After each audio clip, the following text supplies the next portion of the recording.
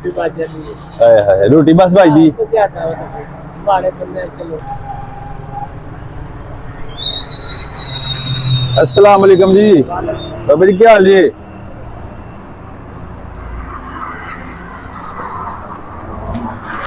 सुनाओ सेहत भी ठीक है हुन माशाल्लाह निकले हो हाँ मैं ना 10 दिन हो गए नहीं मैं काम ते हुन निकले हो हाँ होने ठंड छंड है ना जरा ते की करदे पे वे बना के रखना ले ले करदे पे हाँ पीस जुड़े हुंदे ने हाँ सही है होर सुनाओ काम शम कैसा है काम शम सही चल रहा है पे ते कोई विकदा भी माल शल कि नहीं अच्छा पहले तो साथ गए किन्ना के विक जांदा 2-4 पैकेट पानी से देख लेंगे 2-4-5 पैकेट किन्ने दा पैकेट है पूरा जेड़ा पूरे 400 ਦਾ ਤੇ 4 3 12 1200 1500 ਵਟਿਆ ਜਾਂਦਾ हाँ ਤੇ 12 1500 ਜੋ ਕੀ ਸਾਰੇ ਦਿਨ ਨਾ ਬਚ ਜਾਂਦੇ नहीं ਕਿੰਨੇ ਬਚਦੇ ਨੇ उन्होंने देना पैना ਕਿੰਨੇ ਬਚਦੇ ਨੇ भाई ने मजदूरी नहीं जो बच्चे पास रोटी बच जाती है। ਹਾਏ ਹਾਏ ਰੋਟੀ ਬਸ ਬਚਦੀ तो क्या था माड़े बंदे चलो ਰੁਪਏ 1000 ਨਹੀਂ ਬਚਦਾ 1000 नंबर ਹਾਏ ਹਾਏ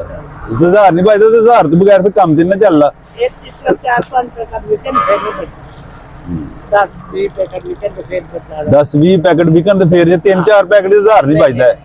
3-4 ਤੋਂ ਬਚਦਾ हाँ 3-4 ਤੋਂ ਨਾਲ ਨਿਜ਼ਾਮ ਚੱਲ ਜਾਂਦਾ ਆਪਣਾ बस गुजारा माड़े बंदे ਹਾਏ ਹਾਏ इतने दूर तोड़ के आने से ਤੇ ਕਿਹੜੀ ਜਗ੍ਹਾ ਤੇ ਇੱਥੇ ਆਏ ਹੋ मैं अहमद को ਅਹਿਮਦਪੁਰ ਸ਼ਰਕੀ ਉੱਥੋਂ ਆਏ ਹੋ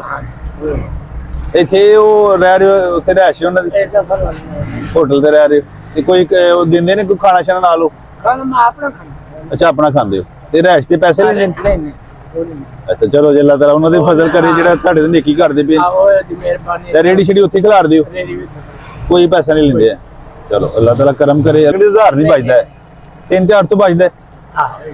3-4 ਤੋਂ ਨਾਲ ਨਿਜ਼ਾਮ ਚੱਲ ਜਾਂਦਾ ਆਪਣਾ बस गुजारा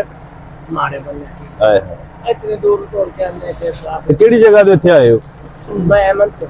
ਅਹਿਮਦਪੁਰ ਸ਼ਰਕੀ ਉੱਥੋਂ ਆਏ ਹੋ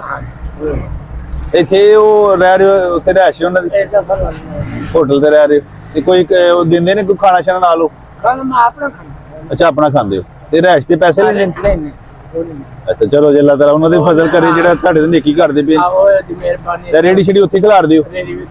ਕੋਈ ਪੈਸਾ ਨਹੀਂ ਲੈਂਦੇ ਆ ਚਲੋ ਅੱਲਾਹ ਤਾਲਾ ਕਰਮ ਕਰੇ ਅੱਲਾਹ ਤਾਲਾ ਤੁਹਾਨੂੰ ਸਿਹਤ ਦੇ ਬਜ਼ੁਰਗੀ ਦੇ ਆਲਮ 'ਚ ਵੀ ਨਿਕਲੇ ਹੋ ਮਿਹਨਤ ਕਰਦੇ ਪਏ ਹੋ ਤੇ ਅੱਲਾਹ ਪਾਕ ਨੇ ਇੱਕ ਛੋਟਾ ਜਿਹਾ ਤੋਹਫਾ ਤੁਹਾਡੇ ਸੇ ਭੇਜਿਆ ਥੋੜੇ ਜਿਹੇ ਪੈਸੇ ਨੇ ਇਹਦੇ ਵਿੱਚ ਕੋ ਆਪਣਾ ਛੋਟਾ ਮੋਟਾ ਸਮਾਨ ਕੋ ਲੈ ਲਿਓ ਕੋ ਆਪਣਾ ਕੋਈ ਨਿਜ਼ਾਮ ਕੋ ਚਲਾ ਲਿਓ ਅੱਲਾਹ ਦੀ ਜ਼ਾਤ ਹੀ ਬਿਹਤਰ ਕਰਨ ਵਾਲੀ ਜ਼ਾਤ ਹੈ ਕੋਈ ਤੁਹਾਡੇ ਮਾਮਲਾਤ ਬਿਹਤਰ ਕਰਨ ਵਾਲੀ ਹੈ ਬਾਕੀ ਤੁਸੀਂ ਮਿਹਨਤ ਕਰਦੇ ਪਏ ਹੋ ਬੜੀ ਗੱਲ ਹੈ ਇਸ ਕਹਿ ਹਾਲਾਤ ਕਮਾਉਂਦੇ ਪਏ ਹੋ